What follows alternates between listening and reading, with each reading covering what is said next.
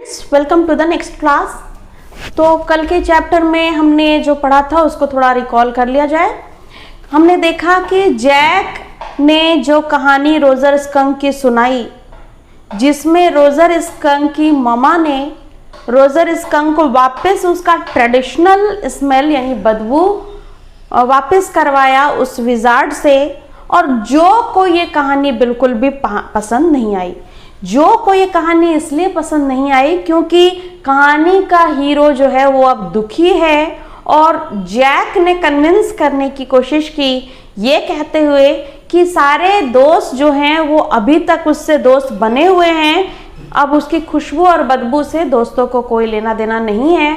उसके बावजूद भी छोटी बच्ची जिद पर अड़ी हुई है कि कहानी के अंत को चेंज करके विजार्ड को नहीं बल्कि ममा को हिट किया जाना चाहिए और उसके प्लम्पी आर्म्स को काट दिया जाना चाहिए। लेकिन जैक उसको कहते हैं कि ठीक है, कल की कहानी कल देखेंगे और आज एटलीस्ट हैव अ रेस्ट, आज कम से कम रेस्ट करो। डैडी जो हैं वो दरवाजा बंद करके अपनी वाइफ की हेल्प करने के लिए नीचे आ जाते हैं। He closed the door and went downstairs. वो दरवाजा बंद करके सीढ़ियों से चलते हुए नीचे आते हैं। Claire had spread newspapers. Claire, Jack की वाइफ, जो की ममा, ने न्यूज़पेपर चारों तरफ बिखेर कर रखा हुआ था।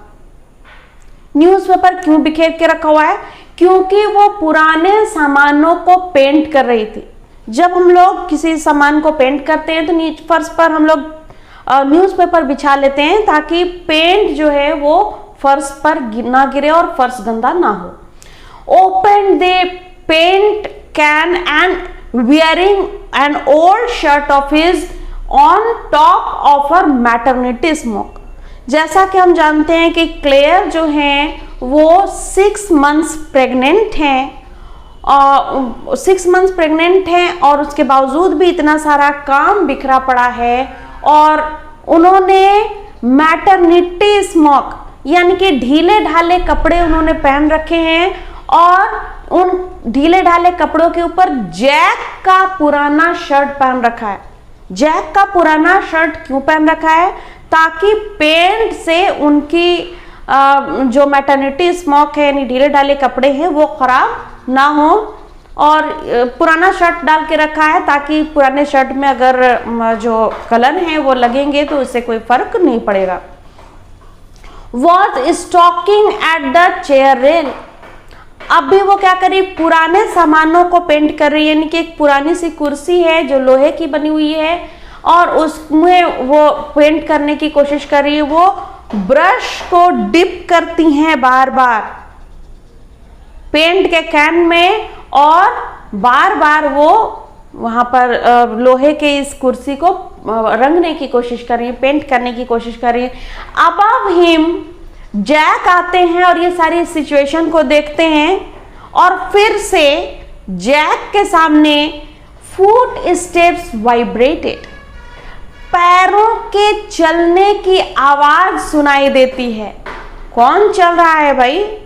कोई बंदा है जो सोया नहीं है, यानी कि जो को सोने के लिए डैडी कहकर आ रहे हैं और पैरों के चलने की आवाज सुनाई दे रही है, यानी कि जो सोई नहीं है, उछल कूद कर रही है, वो कहानी से डिससैटिस्फाइड है। डैडी जोर की आवाज लगाते हैं और कहते हैं, Johnny, shall I come up there and spank you? Johnny, क्या अब तुम ये चाहती हो कि मैं तुम्हारे पास आऊं और तुम्हें एक थप्पड़ लगाऊं?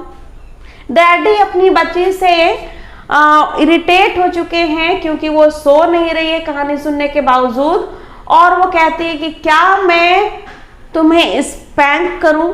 स्पैंक का मतलब होता है थप्पड़। डैडी कहते हैं कि क्या मैं वहां पर आऊं और तुम्हें थप्पड़ लगाऊं? स्पैंक क्यों करूं, यानी तुम्हें मारूं?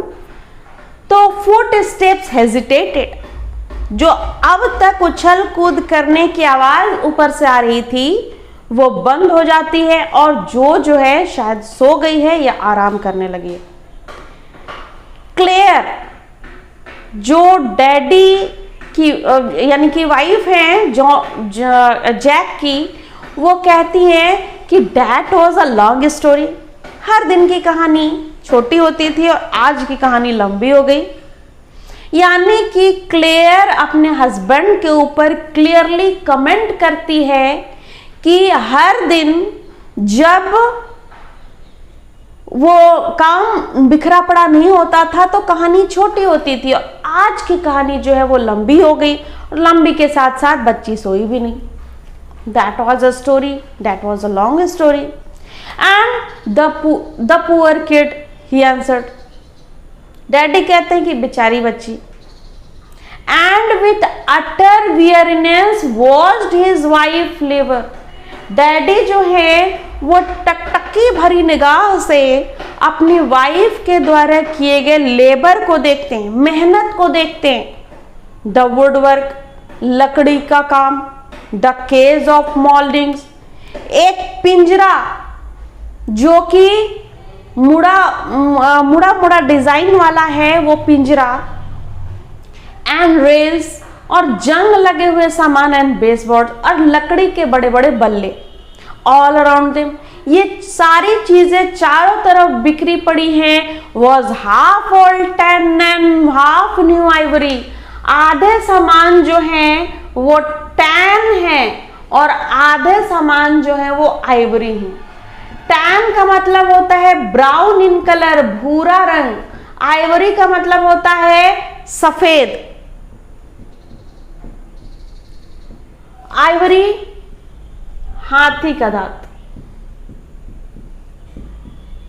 हाथी के दांत, यानी कि आधे सामान भूरे से लग रहे हैं और आधे जो हैं वो सफेद रंग के दिखाई दे रहे हैं। यानी कि जिन सामानों को पेंट किया गया है सफेद रंग से, वो हाथी के दांत के समान चमकते हुए नजर आ रहे हैं, सफेद सफेद। और जिन सामानों को पेंट नहीं किया गया है वो भूरे से नजर आ रहे हैं। Half old tan and half new Ivory, and he fail caught in an अगली मिडल पोजीशन। ये लाइन बहुत ज्यादा इंपॉर्टेंट है इस कहानी में कि अगली मिडल पोजीशन, यानी कि जैक जो है वो खुद को एक बहुत ही भद्दे मध्यम परिस्थिति में पाते हैं, एक अगली मिडल पोजीशन में पाते हैं।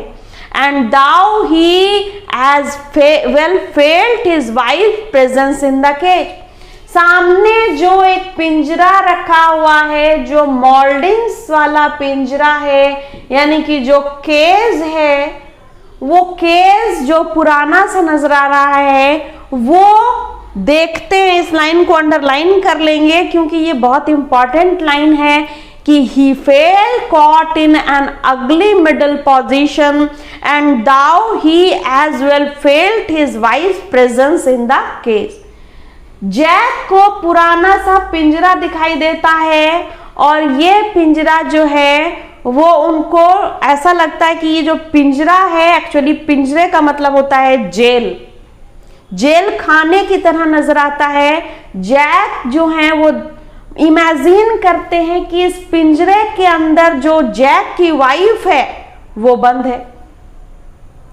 अलॉन्ग विथ हिम, वो पिंजरे में अकेले बंद नहीं है बल्कि जैक भी उस पिंजरे में बंद है। यानी हस्बैंड और वाइफ दोनों जेल में बंद नजर आते हैं, दोनों पिंजरे में नजर आते हैं। He didn't want to speak with her, Jack अपनी वाइफ से बिल्कुल भी बात नहीं करना चाहते। वर्क विथ हर, उनके साथ मिलजुल कर काम नहीं करना चाहते। टच हर, उनको टच भी नहीं करना चाहते एनीथिंग, और ना ही कुछ करना चाहते। और यहीं पर कहानी का अंत हो जाता है।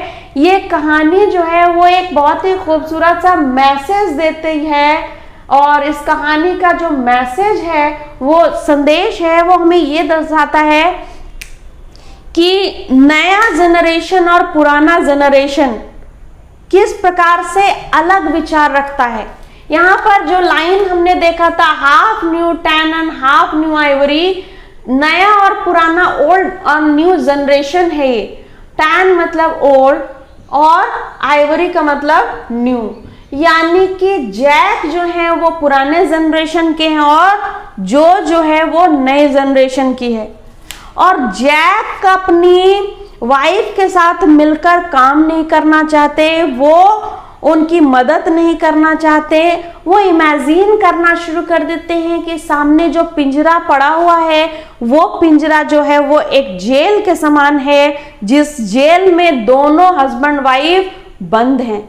और बंद होने का कारण क्या है? रिस्पॉन्सिबिलिटी ऑफ अ चाइल्ड, बच्चे की जिम्मेदारी। जैक जो है उनको लगता है कि वो अपनी डेली लाइफ में अपनी वाइफ के साथ खुश नहीं है, वो कॉम्प्रोमाइज कर रहे हैं।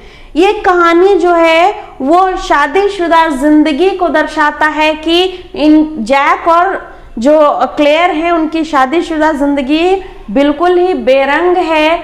यहाँ पर पुरानी चीजों को रंग कर कलर करके नई बनाने की कोशिश की जा रही है। जैक का जो विचार है अपनी वाइफ के विचार से बिल्कुल भी मैच नहीं करता और इसीलिए वो अपने आप को उस पिंजरे में बंद पाते हैं। पिंजरा क्या है? वो पिंजरा उनका खुद का घर है जहां पर हस्बैंड वाइफ साथ तो रह रहे हैं लेकिन उन दोनों का विचार बिल्कुल भी मैच नहीं करता और इसीलिए जैक अपनी वाइफ से नाखुश हैं।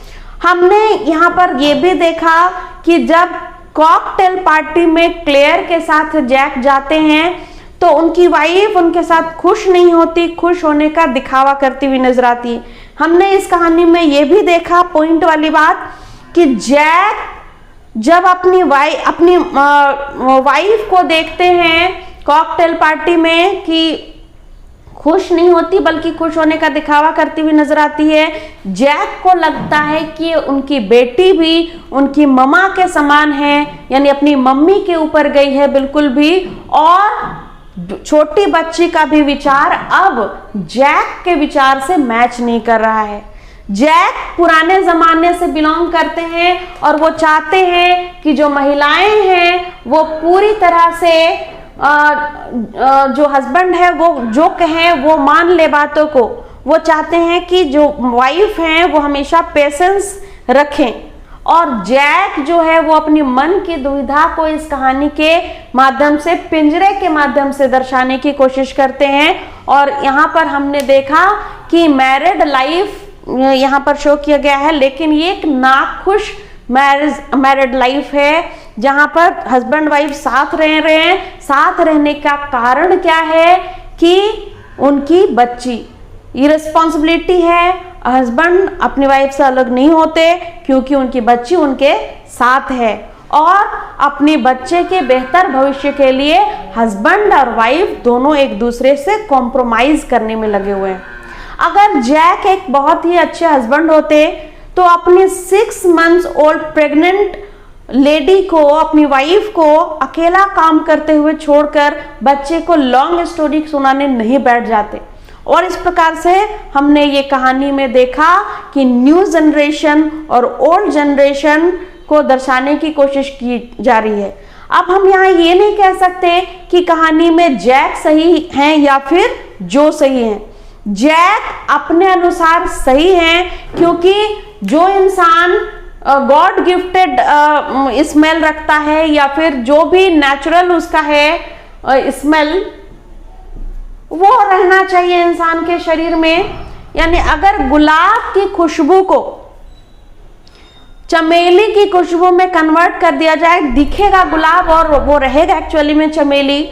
तो इस प्रकार से हम लोग देखते हैं कि वो गुलाब ना गुलाब रह पाएगा और ना ही पूरी तरह से चमेली रह पाएगा। ठीक उसी प्रकार से रोजर स्कंक की मम्मा चाहती हैं कि रोजर स्कंक जिस प्रकार से स्मेल देता है, गॉड गिफ्टेड जो इसका स्मेल है वो उसी स्मेल में रहे, लेकिन छोटी बच्ची चाहती है कि उसे गुलाब की खुशबू मिल जाए। इमेजिन कर लीजिए कि अगर रोजर स्कंक जो है वो गुलाब की खुशबू में ही रह जाए और परमानेंटली रह जाए, बड़ा हो जाए, और रोजर स्कंक की जब शादी होगी तो उनके जो बच्चे होंगे उनका क्या भविष्य होगा, उनके जो बच्चे होंगे वो किस प्रकार से स्मेल देंगे, गुलाब की देंगे या फिर अपना ट्रेडिशन। इस प्रकार से रोजर स्कंक का जो ट्रेडिशन है वो भंग हो जाएगा। यानी कि आने वाला जो समय है वो पूरी तरह से बर्बाद हो जाएगा, क्योंकि उनके आगे फ्यूचर प्लानिंग में काफी इफेक्ट करेगा ये रोज की खुशबू, ये गुलाब की खुशबू। और इसीलिए मम्मा नहीं चाहती कि रोजर स्कंक जो है वो गुलाब की खुशबू से स्मेल करे। और इस प्रकार से हम लोग देखते हैं कि ये कहानी जो है उसमें मम्मा जो है अपने बच्चे को गलती करने से रोकती हैं। दूसरी तरफ अगर जो की बात देखी जाए तो जो है वो पूरी तरह से बच्ची है, उसने दुनिया की कड़वी सच्चाई नहीं देखी है।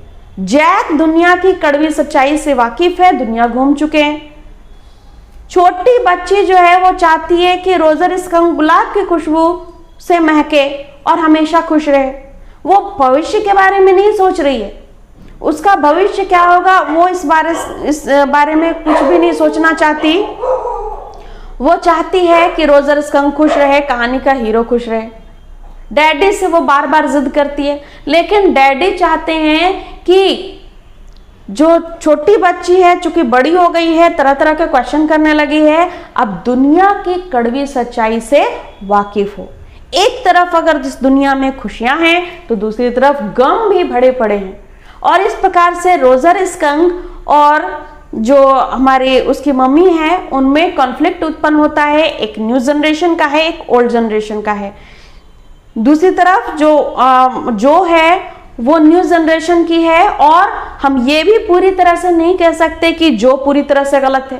फ्यूचर को किसने देखा है? हो सकता है कि रोजर स्कंक का जो गुलाब का स्मेल है वो पूरी दुनिया में मशहूर हो जाए इस गुलाब की खुशबू की वजह से, और ऊंचाइयों की चरम सीमा तक पहुंचे, क्योंकि रोजर स्कंक गुलाब की खुशबू दे रहा है जो कि अपने आप में एक यूनिक है। तो जो भी अपने जगह में सही है, जैक भी अपने जगह पर सही है, और टाइम डिसाइड करेगा कि कौन बेहतर है।